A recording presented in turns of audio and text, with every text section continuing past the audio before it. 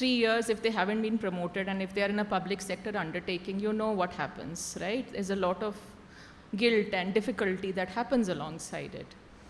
And there is nothing which resists. And here she's talking of a point of total surrender. There is no resistance. There is complete alignment with the divine will.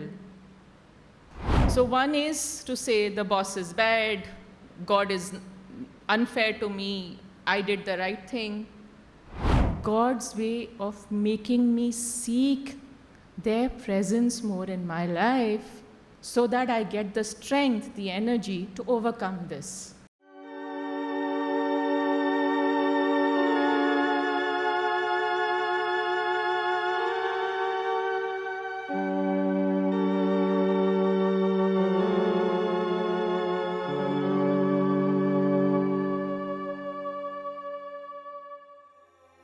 So the question comes, why this topic? Why something on suffering on a Sunday morning? Really? And, well, the simple answer is that life starts with some suffering. Birthing is a suffering process, there is pain. And it seems like as we go through life's journey from birth till whatever age and milestone we are, there's a roller coaster. There are ups, there are downs. If you just look at life in its totality, and if we all look at our own lives, the lives of people around us, and we'll see that everybody has something going right and something going wrong, right? Something going right, something going wrong. And some of us have a lot going right, or feeling right, or feeling pleasant. Let me choose my words appropriately. And some of us have a lot of pain, a lot of disappointments, a lot of blows, a lot of suffering.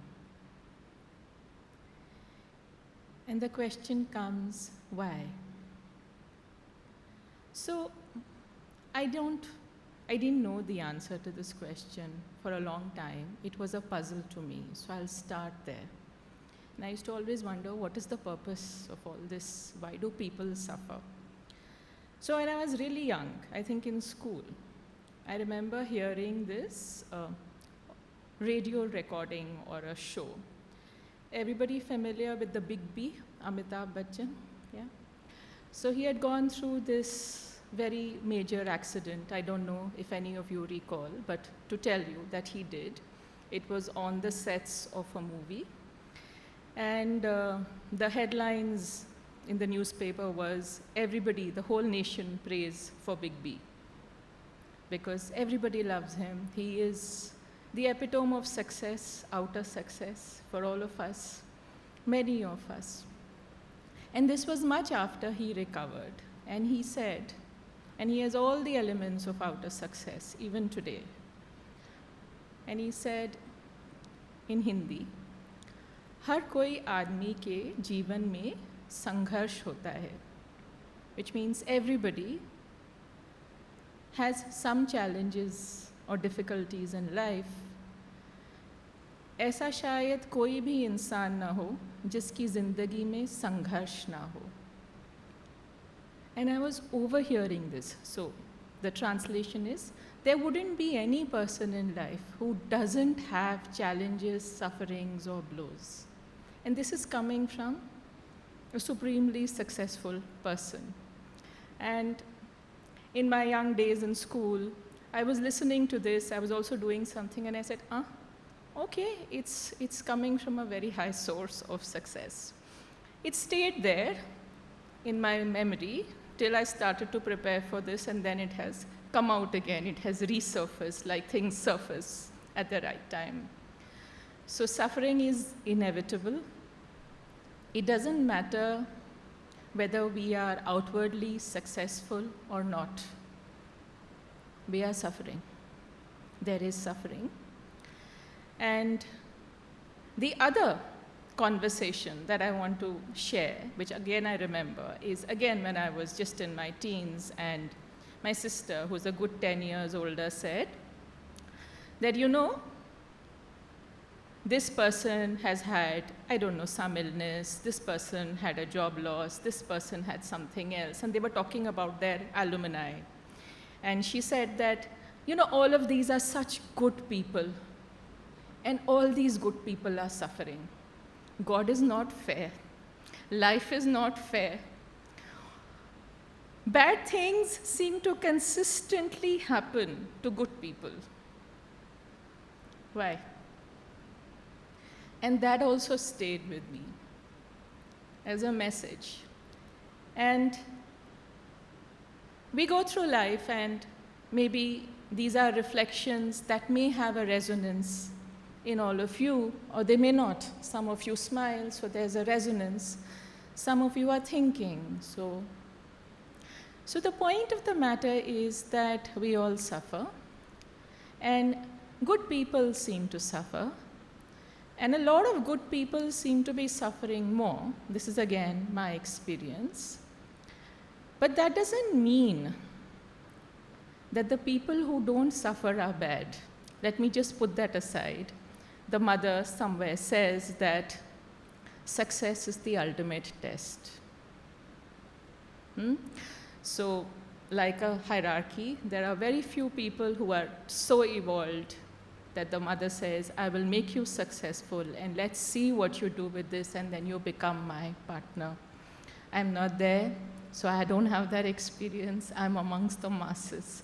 So this is not focused on that. It's focused on why the suffering, is there a purpose to the suffering, and how does spirituality help us in any way? So one of my clients, all of 35, I'm a psychologist, she's a professional. She said, this is the first time I felt inadequate in my life. I've always told everybody I'm God's favorite child. Everything goes well for me. And I paused and I said, okay, so what happened? And she had her own narrations of what all happened. And what came to me when I was reflecting on this topic is that most of us pray to God or pray for a pleasant life, for an easy life. We pray for material gifts. We pray for growth. We pray for all of these things. And that's commonly accepted as what my client said as God's favorite child. This leads me to the topic of why do good people suffer? So the ones who are good, who are walking the path, who are trying to do the right thing, why do they suffer? So the mother says, and I'll quote, suffering acts as a catalyst for aspiration. Suffering often awakens a deeper aspiration within the human being, pushing one to seek higher truths and transformation. It is said that when one is perfectly satisfied, aspiration tends to be lukewarm, whereas suffering can ignite a fervent call for progress.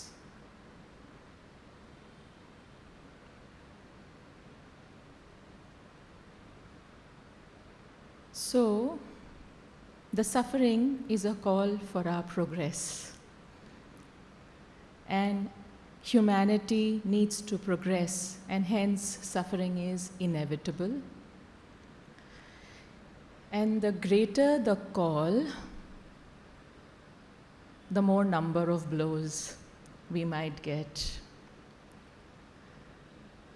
Now, when I initially came here, because I didn't understand the suffering, and then I got this, that, this is God's love. And I said, there has to be a better way to express love instead of giving blows after blows after blows. Come on. But there is this piece which Sri Aurobindo writes, and I'm going to read it again because it's so beautiful. And he says, the reason for blows. O thou that lovest, strike. If thou strike me not now, I shall know that thou lovest me not. And if you see, it is so contradictory to our everyday principles and prayers and conditioning of pray to God for a good life, for a pleasant life, for less suffering, for less pain. At least that's what I grew up with. That's what I hear people saying. One of my friends who had broken her wrist recently, I went to see her, and she said, "Karmon ka phal de rahi hu." It's a punishment. And we hear it often. You suffer because of your karma. It seems like a punishment. And it's very persecutory, if you're trying to do the right thing and you're constantly suffering, and then you're told, "Karmon ka phal de rahe ho." And you're like, okay, what did I do wrong? What were these karma? How can I correct them? And you might see that there are people around you who are taking deceptive ways, evil ways, taking the path of what is even legally, forget spiritually, even legally not right, and you see them climbing materially. So if we are seeking material or outer progress, and that's what we are in the mainstream, in the large proportion, conditioned to seek, and we see that people who are taking the path of deceit and lies very often do progress, and that's the state of the world, then we wonder, what is our purpose? What are we here for? These rules that apply to the world don't seem to apply to me. These things that I have learned all along, I've tried it, but somehow it's not working. And that place, when you start questioning everything, when you start seeking a higher truth, when you start seeking beyond what you already know, it's the strengthening of the aspiration towards something which is a higher truth, which is called spirituality in today's talk. So, if you really look at it, and let's take a mainstream example. If there is a sports instructor, one of my favorite examples, who has a student whom he knows has very good talent, the instructor will train that student more, will be harder on that student, will give them more practice, will put more diet restrictions on them, and also take them to more number of competitions. Competitions equals to challenges in life. And that student will have more number of things on their plate than a regular student who doesn't have that spark. So the divine is like our coach, who may have seen that the good person has the spark, but they don't know. So how am I going to help them reach the spark? Give some blows. And everything in our life hasn't taught us this. It has taught us other things. So we keep getting confused, lost, frustrated, discouraged. But if we were to just have faith in the divine and say that these blows are coming for a purpose. They are helping me become who I need to be. They're helping me hone the skills or the persona or the characteristics or become more aware of what I need to work on. These blows are my path for purification. Because without this, I wouldn't be seeking within. I wouldn't be looking for a higher truth. I wouldn't be reading more than what I already know as the Gospels of outer success. So you see, it's a call. And because it takes such a shift in mindset, it takes years, sometimes multiple journeys of life. So that kind of, in theory, answered my question of why do bad things happen to good people? Because the divine has seen a spark within, and the divine is trying to remove the tamas, the inconscient, the bad, the patterns of behavior that are holding that person back and purifying the individual so the individual can shine. Now, let's read Sri Aurobindo's message once again with that understanding.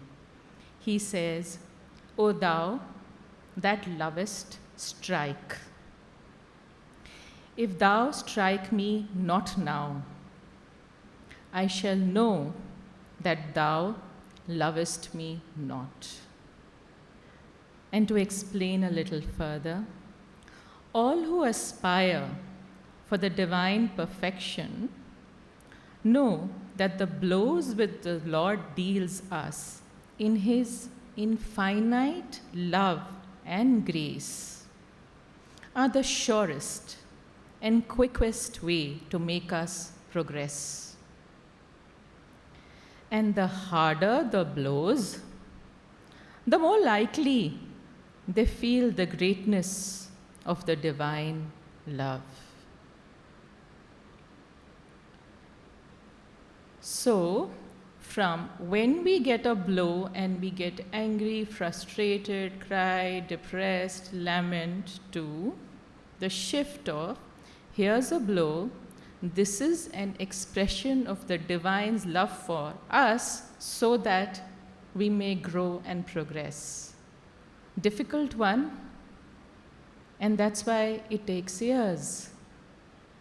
But the divine love is always there. And that's the first thing that we need to, at least in theory, understand. And I'll share something. Every time there has been something that has gone completely haywire, like you feel as if a plant has been uprooted and left out. So the roots are not there. All the basic conditioning has been challenged. Water, obviously, you cannot receive. Go back and see if there was ever a time when you felt that uprooted in your life, or you know somebody who felt that uprooted. It's a reflection for you. And in that moment, or in some time, did something or someone come and help? That is your experience of love, in my understanding. Because if we are like this boulder, and all of us have this shine within, all of us actually have it. Now, if the journey of life is to bring that shine outside, and the blow comes, and we say, oh no. And the blow comes, and we say, oh no. But these blows, if they're coming from a divine force, the divine knows how much you can digest. The divine knows who to present in front of you to help you when you are struggling, so that shift in thoughts, in alignment, in faith starts to happen. So if we start becoming very, very conscious then of what happens in our day, Small things. The smallest things. Hasn't it happened wherein you just want to go somewhere and maybe you're calling a cab? It happened to me this morning. And you just pray most sincerely, this cab comes soon. Simple example. Happens. And then something else. Maybe you're going for a difficult conference or a talk, or maybe it's a long journey. We do this, right? Before we take off on a long journey, the norm is to remember God. A small prayer, almost everybody says. Because we believe that the divine needs to walk with us through this journey, through this car ride, through this flight ride. So actually, in the mainstream also, we reach out to the divine. We do it differently. The mindset behind it may be different. We may do it as a ritual. But when there is a sincere calling and the fruit is answered, even for small things, there is a delight within. The divine is listening to me.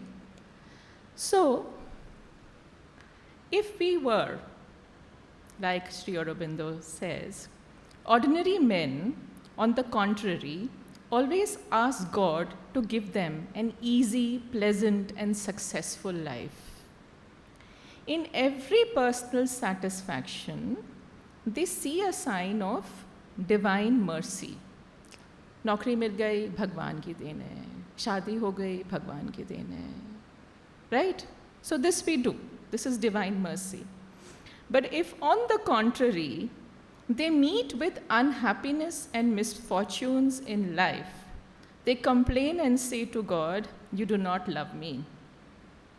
Go back to my first client. I was God's favorite child. Now what happened? Why do I have this feeling of inadequacy? So as long as everything is going fine, God is my friend. The moment something goes wrong, why is God doing this to me?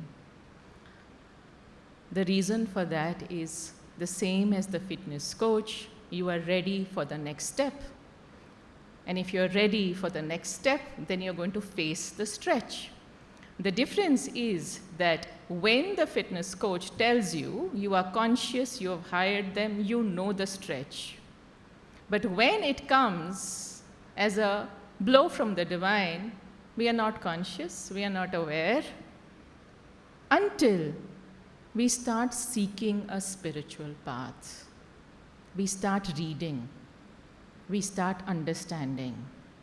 And that happens only when we get multiple blows and our aspiration is strengthened, like the mother says. So that is how suffering leads to spirituality. And also, the purpose of suffering is not just to give us pain. I mean, God is not a cruel person giving us pain. God is not unjust. It is an expression of divine love, because God wants us to progress. And people get obstacles in their life based on where and how much they can progress and have the capacity to progress. But that faith in God, that this challenge is huge, it seems bigger than me, but it's actually God's way of making me seek their presence more in my life so that I get the strength, the energy to overcome this. Do you see how we keep turning like a delta, small angle shift from material outer thinking to gradually shifting to a spiritual perspective to life. So Sri Aurobindo says, in opposition to this crude and ignorant attitude of "you do not love me if I'm not getting what I want," he says, "Beloved, strike hard.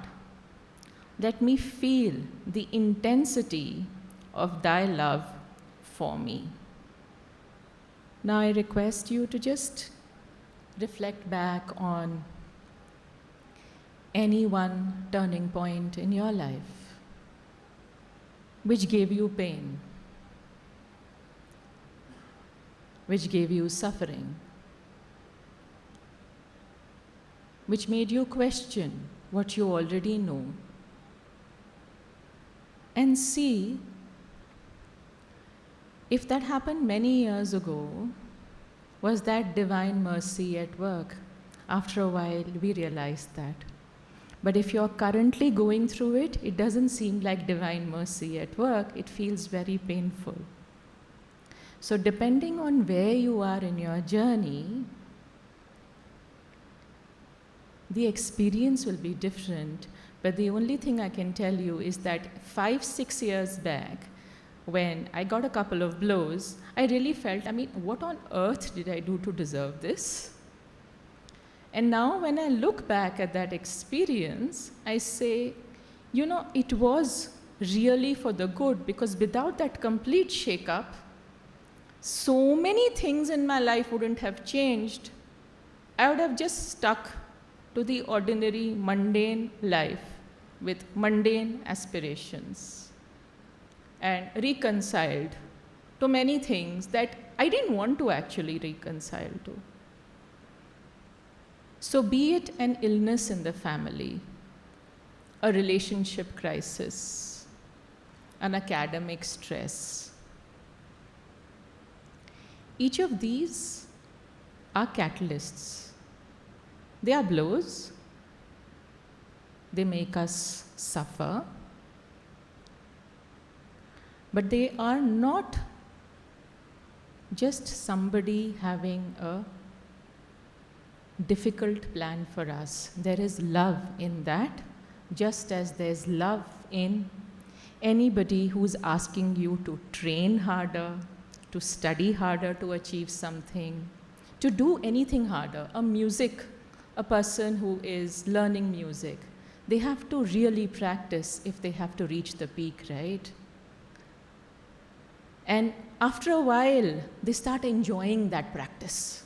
Initially, they may say, like a small child of 5 or 6 may say, why do I need to practice so much when my friends are playing? They may go out and play. But as they mature, as they grow through the years, and they realize that they have this huge talent in music, and they need to spend that many hours practicing, they enjoy it. So we reach a place wherein the blows come and we say, okay, this is the other divine message for me to grow. It's a journey. It's a journey, and there are places where you will accept a blow easily and say, this is divine love. And there are places where it will overwhelm me, because we're all humans, we're all growing, and that's bound to happen. And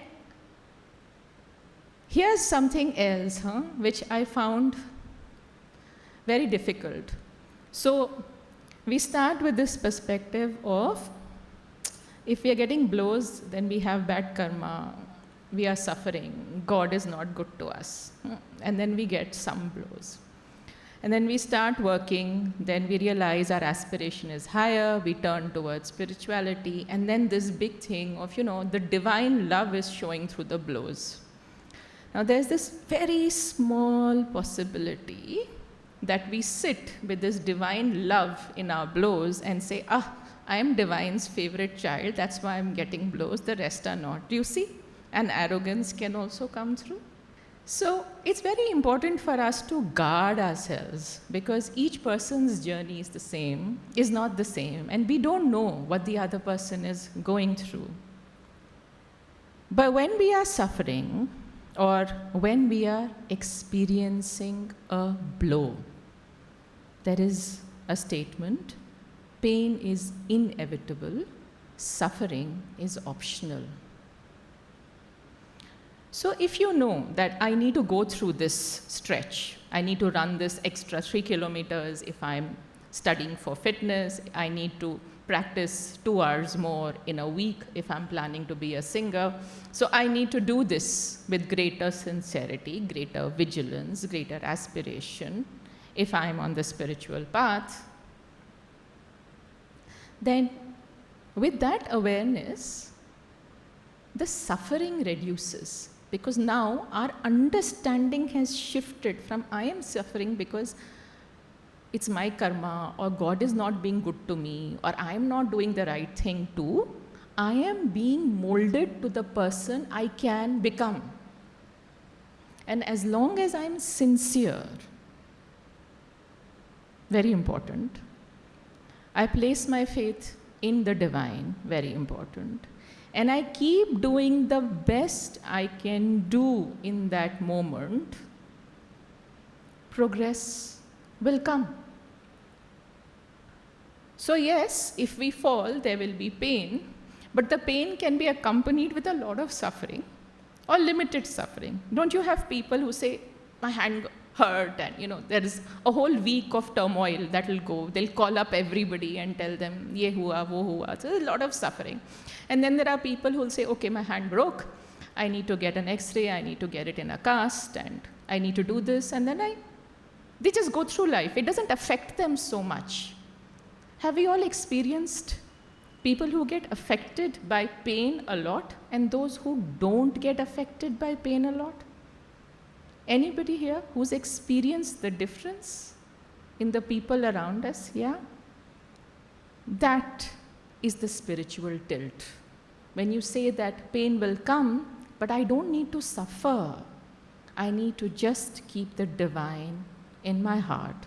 I need to see this as an experience that helped me become closer to the divine, more purified, provided we walk the spiritual path with sincerity. It won't happen by just sitting back. It will happen by praying to the divine, understanding what is happening, reflecting on our weaknesses which are causing this pain, purifying them, working on them, offering our day to the divine.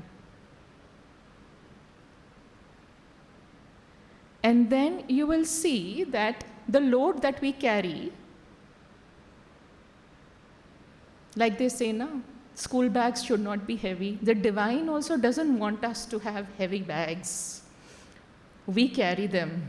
We stuff them with all the pain, all the regrets, all the frustrations. At 6 years, this happened. At 8 years, this happened. At 15 years, this happened. The divine is not wanting us to do this. But if you say, at 6 years, I learned this. At 8 years, I learned this. At 15 years, I learned this. Do you see your bag becomes lighter? So that's essentially why there is inevitably suffering in everybody's life. Some of us suffer more, some of us suffer less. Those of us who get more blows, there is a good possibility that there is a greater call for inner working. It's also a blessing. That doesn't mean that the one who's successful is not blessed. Please don't compare your journey with others. That's one of the biggest mistakes I've made. So I'm sharing it very, very honestly. Focus on your life and your journey, because your test and your exam in life is uniquely yours. And this is again a social conditioning that we have to break, of comparisons with others. The mother says, many blows are needed. Yes, it is very difficult to be sincere. When I say that when we are going through a blow, we need to be very sincere. That is why the blows multiply and sometimes become terrible. What sounds like a catastrophe for someone else. Because that's the only thing which breaks your stupidity. She's very candid, We are like this boulder, we have a lot of stupidity around us. Now what can we do? What can she do? With her love, she will break it. She'll keep chiseling at us so that what is inside and what seeks to emerge comes out, because we are not able to do it in our stupidity. This is the justification of calamities. Only when you are in an acutely painful situation, and indeed before something that affects you deeply, then that makes the stupidity melt away a little. It's only when you are shaken, and like in chemistry they say, for a new molecule or a new combination, you have to heat, which means the molecules are shaking, right? If they're in that state of tamas, nothing is going to happen. So similarly, the blow is to shake our thought processes, our values, our systems. What is it that we do? Shake it up nicely. That's the reason for the blow. And when that shake-up happens, that's actually love to help us grow, become a different human being. Just like in chemistry, that molecule then combines, recombines, and becomes something else, so that we progress. But as you say, even when there is something that melts, there's still a little something which remains inside. Yeah, we are humans, too many flaws, and divine work is to help us purify ourselves, provided we turn to them and we are sincere. So we think, अच्छा एक blow हो गया, अब जिंदगी ठीक चलेगी. And before you know it, ta-dam, one more, one more, one more. And it happens. So, how many blows are needed in life for one to know the very depths that one is nothing, that one can do nothing, that one does not exist, that there is no entity without the divine consciousness and grace. From the moment one knows it, it is over. What is over? Life is not over. Life starts with a divine spark. All the difficulties have gone. When one knows it integrally, and there is nothing which resists, and here she's talking of a point of total surrender. There is no resistance. There is complete alignment with the divine will. But till that moment, there is suffering and there are blows, and this process takes very long, very, very long. And that's the journey that we are all experiencing in different places of our lives, in different situations of our lives. But if you were to just step back and say, this is not a blow to frustrate me or discourage me. This is a blow to shift the angle with which I see my life, to look within first, to be quiet, to seek the presence and the wisdom of the mother, because if everything we did was right, then maybe that blow wouldn't have happened. So it could be a person who is not getting promoted at office repeatedly. 3 years if they haven't been promoted, and if they are in a public sector undertaking, you know what happens, right? There's a lot of guilt and difficulty that happens alongside it. So one is to say the boss is bad, God is unfair to me, I did the right thing. We've all experienced that in different situations. The other is to step back and say, what is this experience trying to teach me? Am I willing to listen? Am I willing to seek within? And it may be a very big weakness or a very tiny weakness. We don't know. And big and small is again, who decides what is big and what is small? We are nobody really. We are nothing. It's all the divine presence. And it is this continuous journey of working on oneself and aligning with a deeper will, with a divine will. And you will find that everything that was taught to you, when you put it under the lens, you may need to revisit it. Actually, let me be very candid. You will need to revisit it, because those rules and norms, those conditionings, they don't work anymore. What works is a different wisdom which will come to you, because each of us are in our own unique journeys. And it is not for us to prescribe except for stating, observe yourself, step back, find the peace within.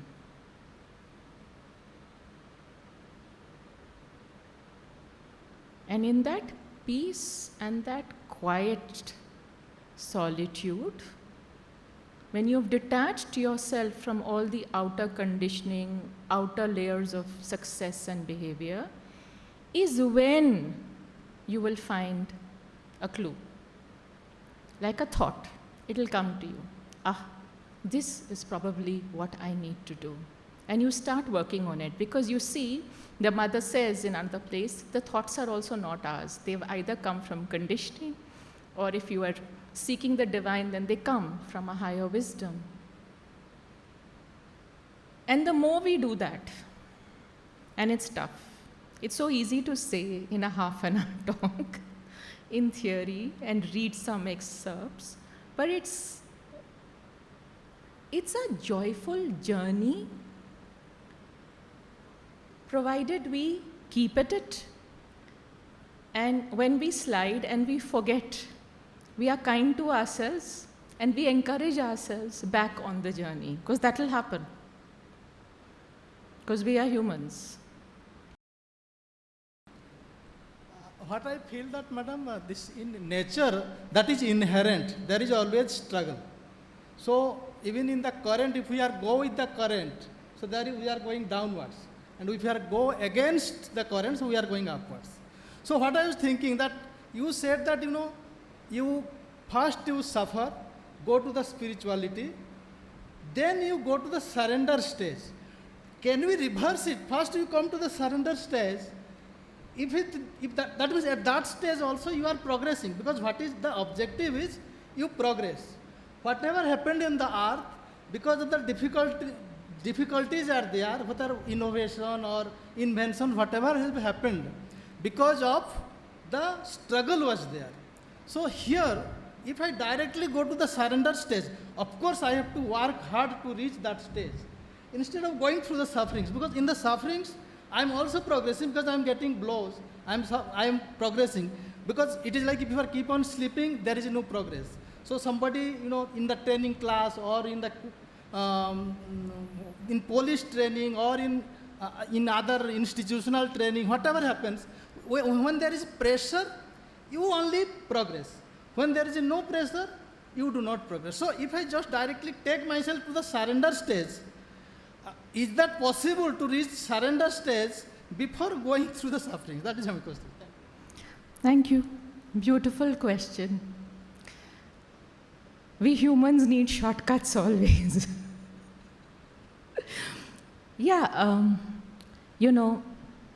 Long answer cut short. It depends on the evolution of the soul.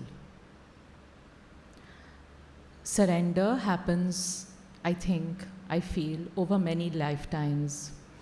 And we've noticed that the next generation of young children, many of them are born with a certain divine consciousness which we didn't have in our younger age. At least I've noticed it.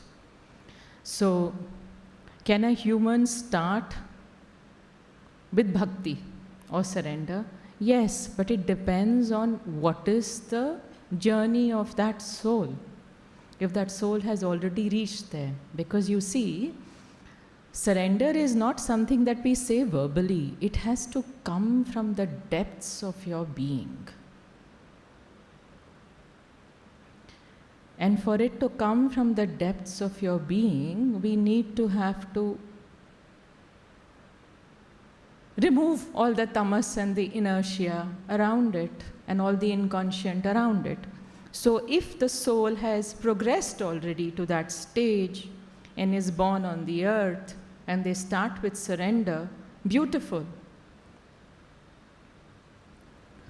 I recently attended a camp in which the speaker said, many people turn to spirituality when they are suffering, but how about you turn when everything is going well? And I thought, okay, that's beautiful.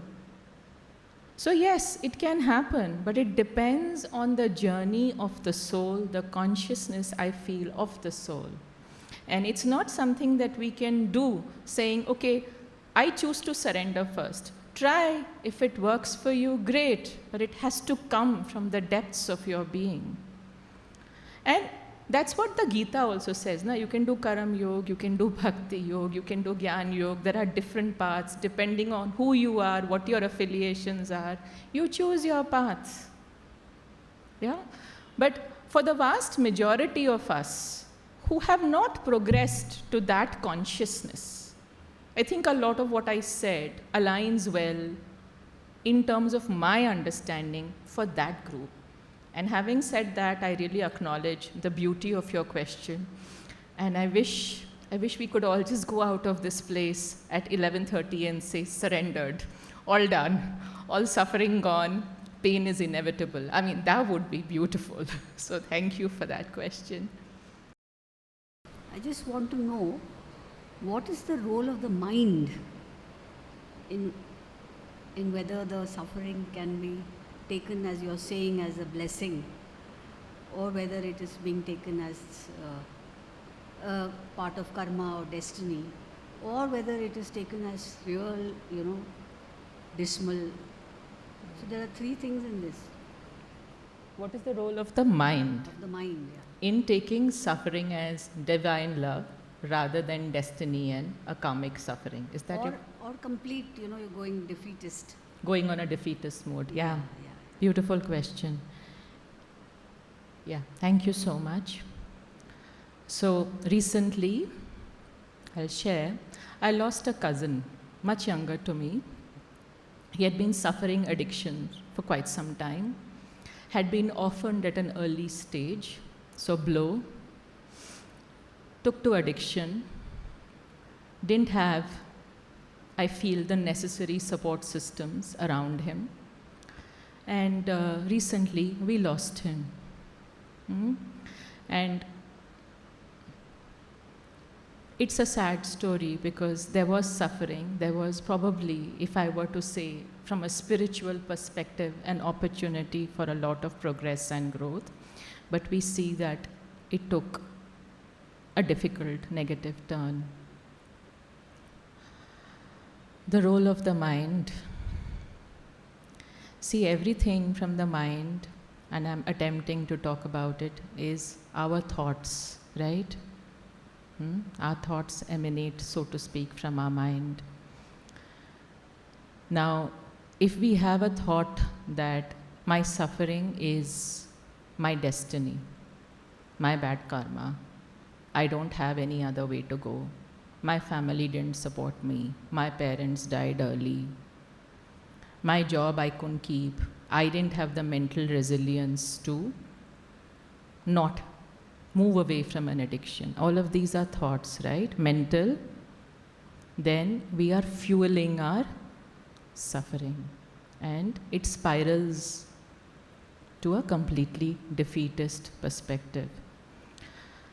But if we were to have the grace to have someone to guide us, or seek within and say, okay, this has happened to me, because if we even look, there are orphans who've done well in life. So if instead of nurturing those thoughts, one says, okay, this has happened to me, I need to understand why and what I can do to make my life a bigger purpose. So he could have, in theory, had more compassion for more orphans, right? So you're turning the suffering into its opposite. So to take it to another example, because I don't want to delve on one person who had a defeatist attitude, I remember going to a de-addiction center long time back for someone else, and the person who was running that de-addiction center said that I was also an alcoholic, and I suffered greatly, and it is that suffering and learning which I now put into running this de-addiction center. So I'm able to understand the suffering and pain with which the people who come here come. Do you see? The thought was there initially, the person was addicted, they worked on themselves. How do you work on themselves? You have to step back, you have to seek divine grace. People have to help you. We can try, because sometimes when we see somebody else is suffering, we want to fix it from there. And a thought comes to me that maybe that's where you're coming from. So two things, We cannot solve problems like miracles. We are not God. We are nothing. We can work on ourselves because they are in our life for our own growth also. So first within, inner purification. And respect their journey, provide the support it's needed, but make sure that you are vigilant, that your thoughts don't get into a defeatist attitude. That's the best you can do, because that's where I feel this question is coming from. So, being present in forums like this, questioning the basis of our conditioning as saying that, I'm suffering because my karma. No, I'm suffering because there is a greater learning for me in this. Thought change, it changes the way, even your neurotransmitters will respond differently when you put that thought. And a lot of counseling and therapy is to challenge those thoughts and to gently nudge towards a greater thought, which helps us. So yes, the role of the mind is huge. And what we can do as family and as people who love the one who's suffering is work on ourselves. I think that is the biggest learning for me also. Because otherwise, one can burn out emotionally, mentally, physically, financially. So to respect the journey of the other person. My cousin's journey I respect. I understand it reached a difficult stage, but I respect the journey. And that's also a process. So I just happened to walk in because I was unaware of what you were talking. But you said, so they'll take long time to, get what you want. So how long?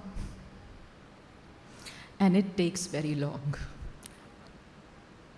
A journey of multiple lifetimes, depending upon the evolution of our souls. So do not be discouraged, because the how long is coming from this feeling of how do I sustain, right?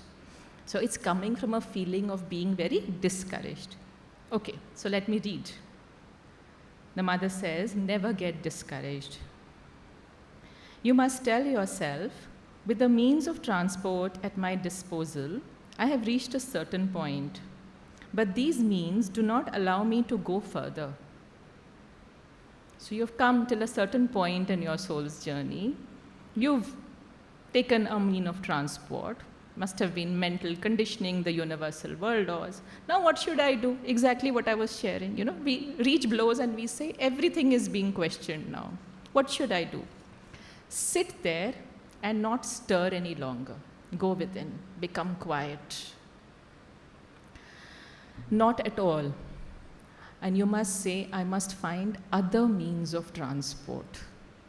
Time to shift, time to realign. This will happen quite often. But after a while, you will get used to it, which means you know that, okay, I've used this, I've learned, this has been my means of transport till here. And then I'm stuck. Oh, I need to shift my means of transport. See, it is not so much of suffering. It is more a realization that happens. You must sit down for a moment, meditate, and then find other means. What those means are, they'll come to you when you meditate. And we're not talking only of flight and rail. Transport is just a way of progressing in life. You must increase your concentration your aspiration, and your trust, and with the new help which comes to you. New help will come to you when we are sincere. You make a new program. Work out other means to replace those you've left behind. This is how one progresses stage by stage. So if we are feeling discouraged that with my current means I've reached here and I don't know how much further to go within. Page 70, the sunlit path, for those of us, for the many of us who keep getting discouraged. Yeah? And she says, if you remain in an indrawn state of consciousness and do not apply materially the inner progress. This is very important, We listen, we read, and then we move to life as if nothing has changed. That's not progress. So again, be very patient with yourself and keep applying.